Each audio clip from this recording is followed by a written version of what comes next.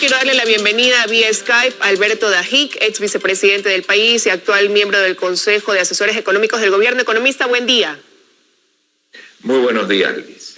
Bueno, quiero empezar precisamente preguntándole por esto, el hecho de que usted hace unas semanas integrara el Consejo de Asesores del Gobierno y consultarle, ¿no? Quizás por dónde van esas primeras o esos temas en los que el gobierno está acudiendo o recurriendo a este consejo.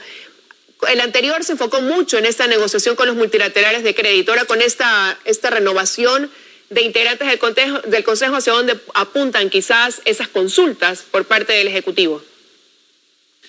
Bueno, usted lo ha dicho, es un consejo consultivo, no es un consejo proponente.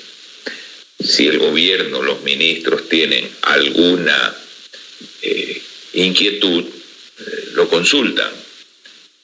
Yo, pues, como usted sabe, estoy fuera del país, he venido a conocer a una nieta que por la pandemia no la había podido conocer de ya 8 meses, pero durante los últimos días de aquello que he estado hablando con algunos ministros, hemos estado conversando, es la posibilidad de encontrar alternativas al financiamiento chino. Y el presidente y los ministros saben que estoy fuera, pero me reintegraré el día 1 y creo que hacia donde debemos ir básicamente los asesores es a trabajar con la sociedad civil en la estructuración de propuestas de las grandes transformaciones ya inevitables en el Ecuador para que este país pueda salir de la tan grave crisis que tiene.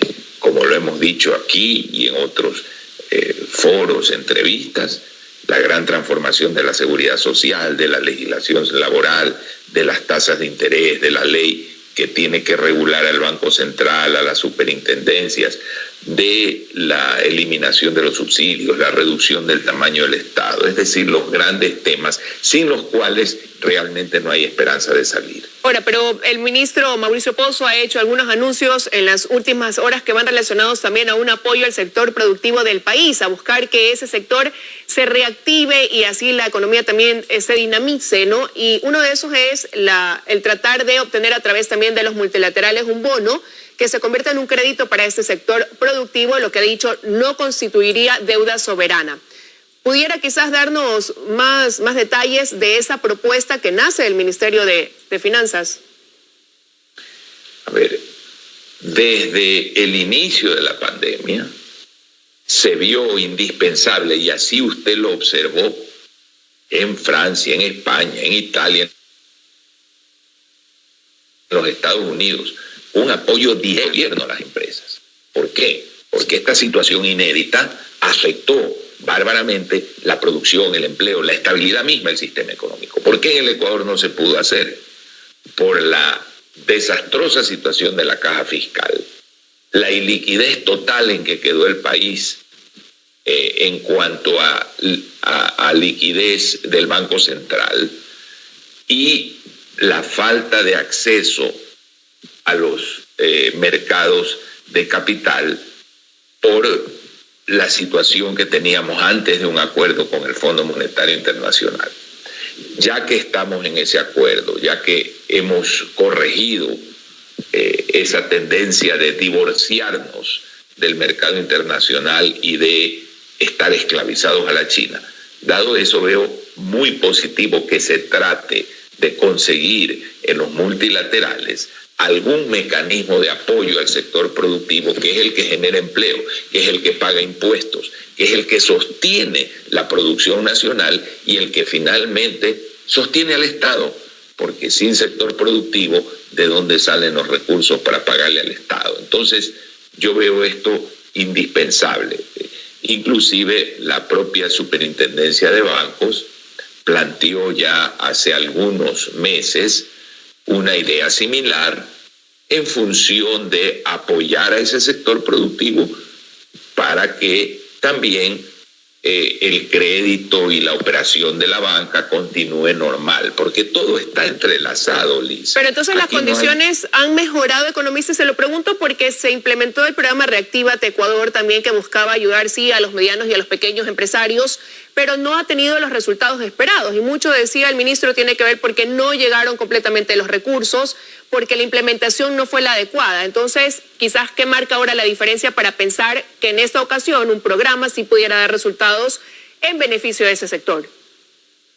Que en el interín el acuerdo con el Fondo Monetario se suspendió. Recuerde usted que se han negociado 2 acuerdos con el Fondo Monetario.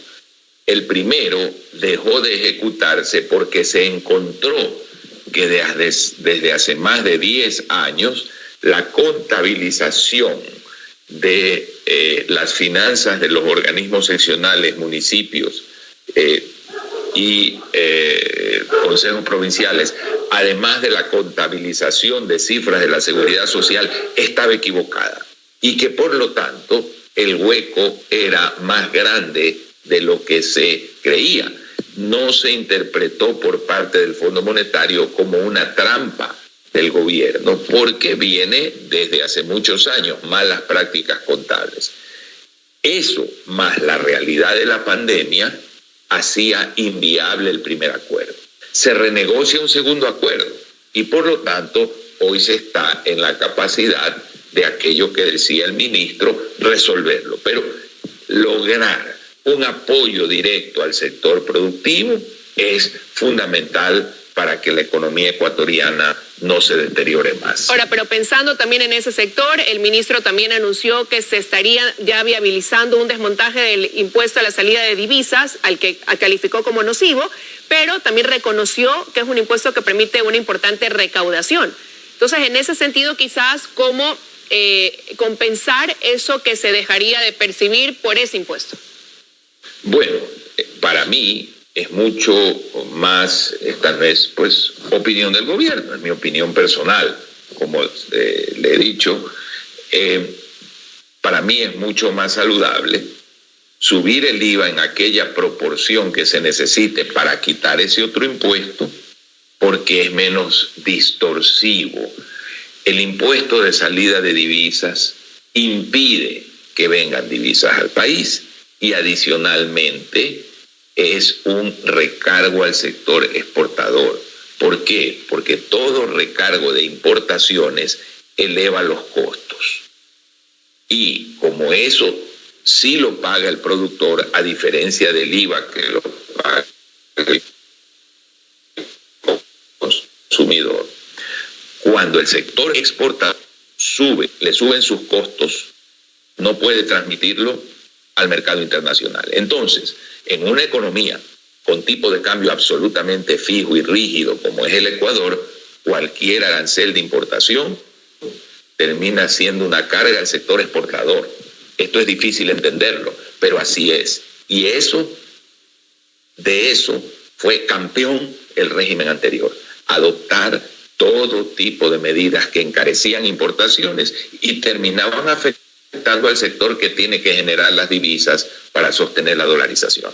Ahora, pero sin embargo, quizás adoptar una medida como la que usted sugiere, que es un aumento de los puntos del IVA, es una medida que tiene un alto costo político. A este gobierno le quedan 6 meses por delante y difícilmente un nuevo gobierno se quisiera estrenar con una medida como esa.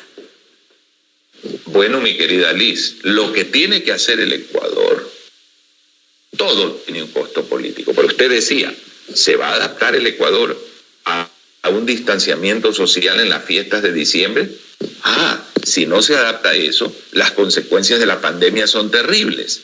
El Ecuador va a seguir creyendo en el cuento de un Estado grande, va a seguir creyendo en el cuento de sus subsidios, va a seguir creyendo en el cuento de una economía que no se libere en su comercio exterior, va a seguir en el cuento de tasas de interés controladas, absurdas y fijadas políticamente, va a seguir en el cuento de que no se deben tener acuerdos bilaterales y convenios de inversión, va a seguir en el cuento de que no hay que apoyar a la gran minería, va a seguir en el cuento de que no hay que reformar porque es políticamente difícil la seguridad social, pues tendremos una pandemia económica peor que la actual. No hay espacio para que el próximo gobierno no haga lo que se tiene que hacer y que este gobierno, que está muy desgastado, y hay que admitirlo, ya no lo puede hacer en una época electoral como esta, porque ni el Congreso, ni la Asamblea, ni el gobierno tienen el capital político para hacerlo. Pero no entender que las grandes transformaciones son inevitables nos llevará a una pandemia económica. Bueno, desafíos que nos llevan entonces a prestar atención a esos planes de gobiernos que se presenten por cada candidato en cuanto a materia económica se refiere. Quiero agradecerle, economista, que haya estado con nosotros vía Skype esta mañana. Muchas gracias. Ya hay planes económicos, algunos que le ponen a uno los pelos de punta porque se ve claramente que nos llevan a Venezuela. Por eso digo, hay que estar con los ojos muy abiertos y tomarnos la molestia de analizar cada plan. Quiero nuevamente agradecerle. Que tenga un muy buen día. Gracias a usted. Con eso de aquí, pues ya estamos llegando al final de los desayunos de 24 horas. Inmediatamente Vicente Albornoz con Economía para Todos y enseguida las noticias aquí en Teleamazonas. Conmigo será hasta el día lunes. Que tengan un excelente fin de semana.